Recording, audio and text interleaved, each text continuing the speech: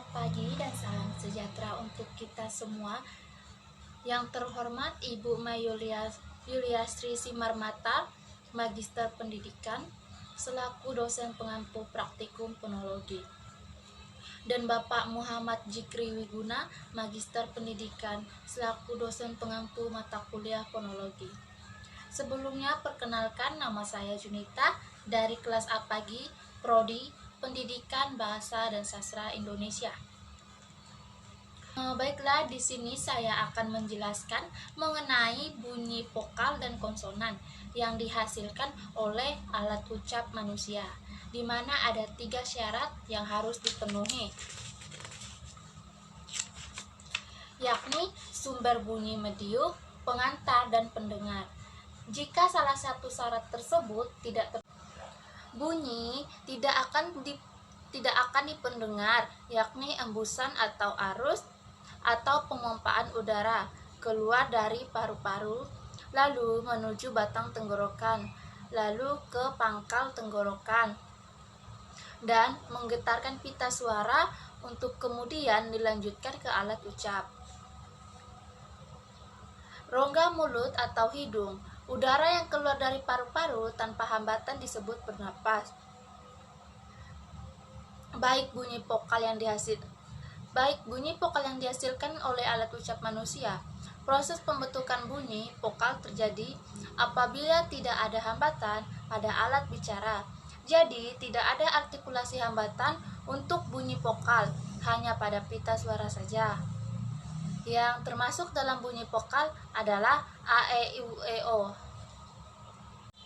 Ketika pengucapan huruf A, posisi bibir terbuka tipis kurang lebih selebar. Ketika pengucapan huruf E, posisi bibir terbuka tipis lebih tipis daripada huruf O, dilebarkan ke kiri dan ke kanan, dan bunyi bergema. Ketika pengucapan huruf I, posisi gigi atas dan gigi bawah saling bersentuhan. Ketika pengucapan huruf O, yaitu vokal belakang, sedang bundar, di mana mulut dibuka agak lebar, dikit dibentuk bulat, dan rongga mulut dibuka lengkung, lidah ditarik ke dalam. Ketika pengucapan huruf U, yaitu vokal belakang, atas bundar, di mana dibuka lebih kecil dari pengucapan huruf O. Selanjutnya, bunyi konsonan yang dihasilkan oleh alat ucap manusia terjadi karena adanya hambatan udara pada titik artikulasi tertentu. Dan ini mengakibatkan artikulator aktif dan artikulator pasif yang termasuk di dalam bunyi konsonan adalah B, P, M, W, F, D, T, N, R, T, S, C, J, C, Y, G, K, N, Y, H. Ketika pengucapan huruf B, yaitu konsonan bilabial, hambat suara, posisi awal kedua bibir merapat. Paduan dan tak bersuara, di mana depan lidah menyentuh langit-langit keras. Ketika pengucapan huruf D, yaitu apikoalveolar, hambat bersuara, di mana ujung lidah menyentuh gusi atas. Ketika pengucapan huruf G, yaitu konsonan dorsopilar, hambat dan tak bersuara, di mana langit-langit belakang bersuara.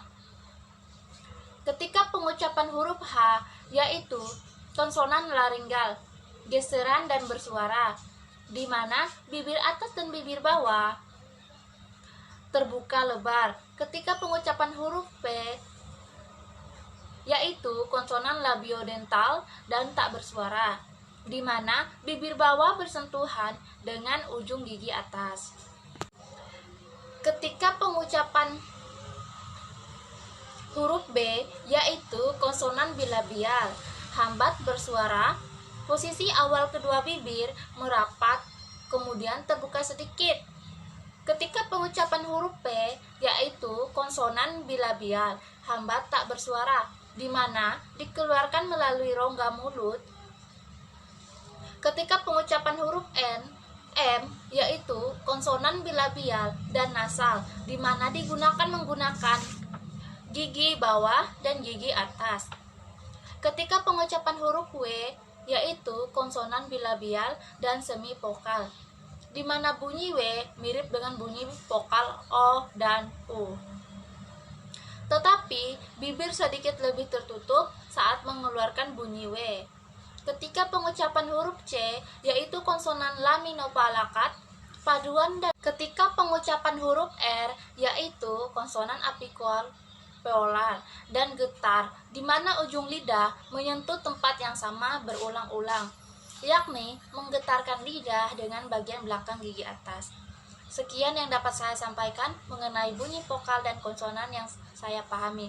Jika ada kata-kata ataupun tutur kata yang salah, mohon dimaafkan. Saya ucapkan terima kasih. Selamat pagi.